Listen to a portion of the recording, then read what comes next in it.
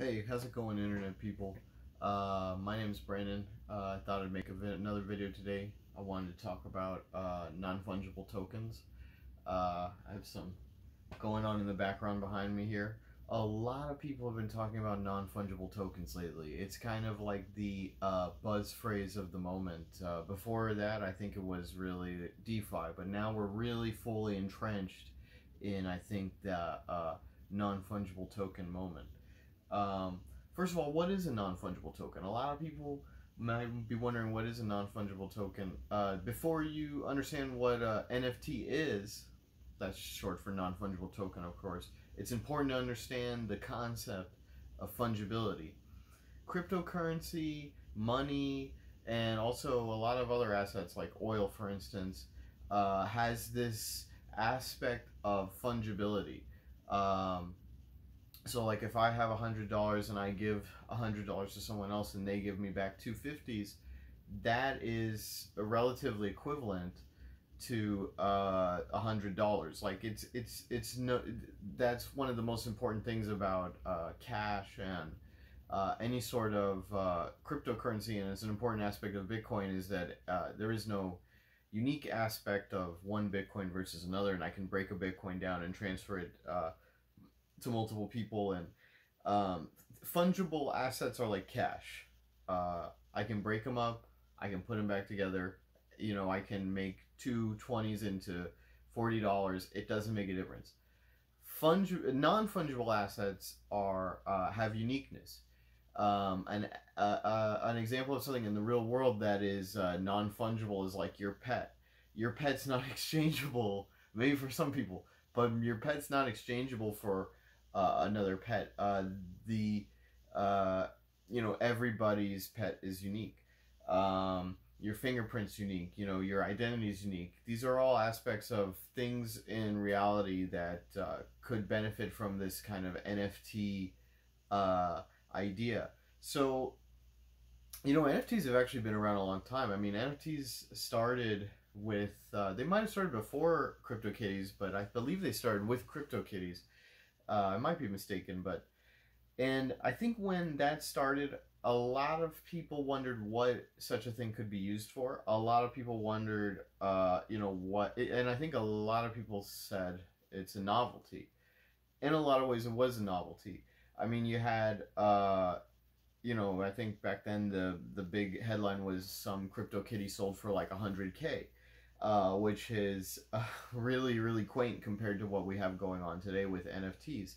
And I think that NFTs are interesting because despite all the hype, and I think there is a lot of like needless hype, I think that there is a lot of people who are going to be parted with their money. A lot of fools who I guess shouldn't have had that money to begin with, who will soon be parted from it in this NFT space. But there's also a lot of really unique innovation. NFTs provide interesting ways of fundraising.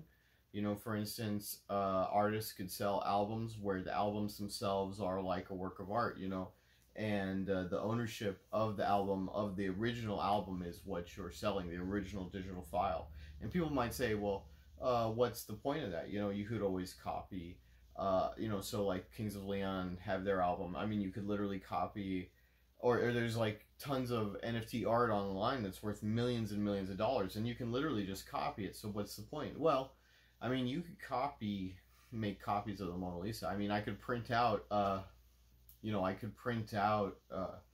paper copy of the Mona Lisa and hang it in my room, but that doesn't make it the original Mona Lisa. And it's kind of a complicated thing because when it's not a physical object, really the only thing that's keeping it that singular digital object is our own constraints using technology to kind of ensure that there is no duplicates. And that's what makes the NFT special.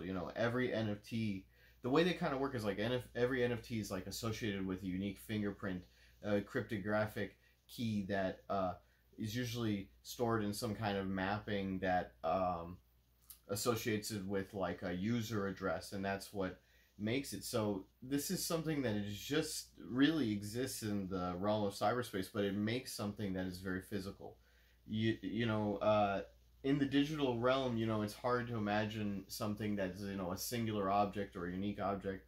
but that's an important building block for a lot of things. Like if you want to have IDs online, if you want to be able to maybe in the future have voting online, if you want to be able to have copyrighted material online, NFTs are going to help make all of that possible.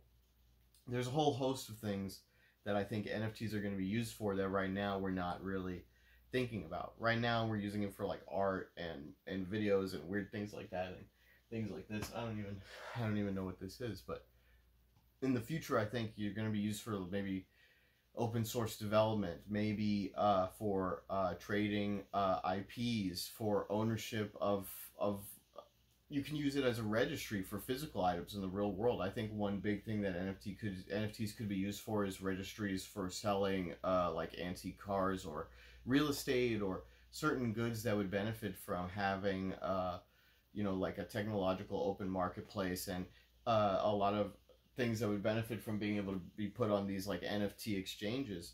So I think there's a lot of places where it could go, but that doesn't necessarily mean I'm going to be buying any NFT art anytime soon.